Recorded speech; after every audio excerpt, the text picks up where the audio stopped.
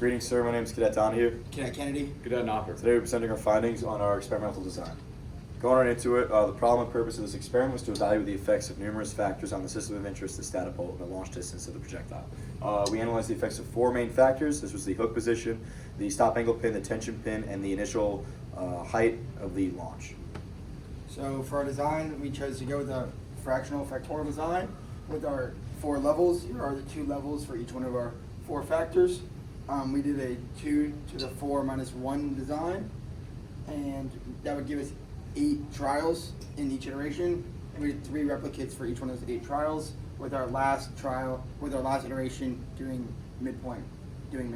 Right, and expand on the midpoints just slightly. The 2 levels of factors changed a little bit. The highest level just changed to become the midpoint of these 2. So it went from 1 to 3, 1 to 4, and then 1 to 3. And then the initial midpoint for this factor was the chair.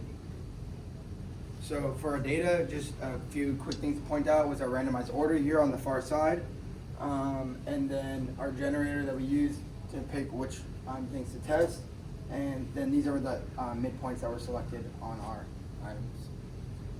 Going into our required resources and methodologies, you can see here these are our required resources. For our methodology and design setup, we took our roll of aluminum foil, laid it out on the tile floor, and then secured that with painter's tape to the tape measure in the ground.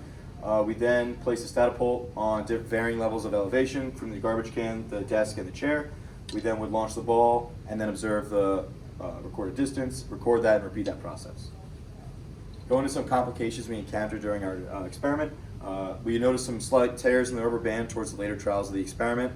This could negatively impact the force projected on the projectile. Also, the hard tile floor and the conditions of our environment were not favorable to observing the sticking point of the ball. Therefore, we laid aluminum foil to mitigate that risk and to better observe more clearly that point. And then the desk and chair and the garbage can provided a slightly unstable base for the statipole. We mitigated that by placing painter's tape on the ground to mark the initial starting point of the system of interest. Moving on to our linear regression, you can see indicated by the 3 stars that our main effects were statistically significant because the p-value was less than 0.05, and then our interaction effects were not significant because the p-value was greater than 0.05.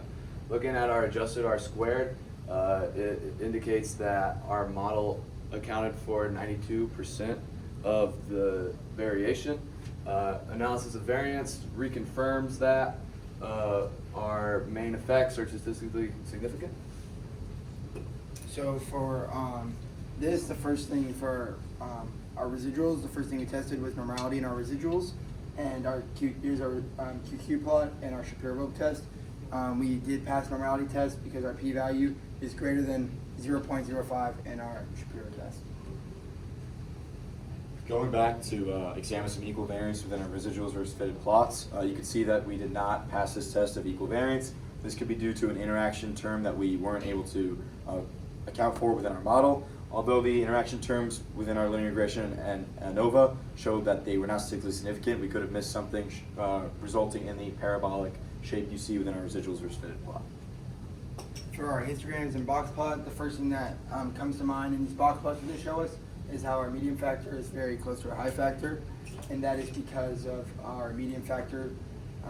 When we were selecting the levels, what to do with our midpoint, we had a high, we've always rounded up when selecting the midpoint. In our histogram, we just have a very high frequency of getting around 0 because when we tested the individual factors, we got a lot of zeros.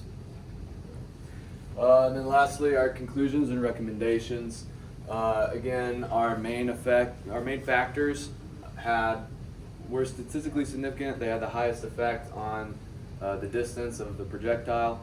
And then our final recommendation is to focus all of our resources on the main effects as opposed to our resources on the interaction effects, just to maximize efficiency in increasing our projectile distance.